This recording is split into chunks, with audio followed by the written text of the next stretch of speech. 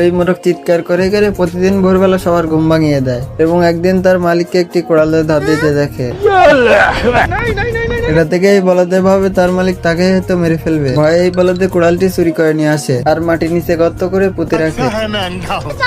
এবার ফার্মের মালিক আসছিল গাছের ছাড়ায় পানি দিতে, দানা পথা আছে ভেবে এই বলদে যখনই কোড়ালের উপরে পানি ঢালে সাথে সাথে কোড়ালটি চারা হয়ে উপরে উঠে আসে। আমি বিশ্বাস করি না। আর টেনশনে তো এই মোরগের ঘুম উড়ে যায় এবং প্যাকেটের পর প্যাকেট বিড়ি মারতে শুরু করে। এই বলদে মনে করে যে রাত পাহলেই তার খেলা শেষ। এখনো রাত আছে এটা দেখাতে এই বলদে মালিকের জানলায় চার তারা আঁকিয়ে দেয়। তারপরে এই বলদে সূর্যের আলো ঠেকাতে সামনে একটা জাল তুলে দেয়। বেকার है भैया। এত চেষ্টা করার পরেও মালিক ভোরবেলা ঘুম থেকে উঠে যায়। তারপরে মালিকের হাতে কুড়াল দিকে এই বলদের অবস্থা।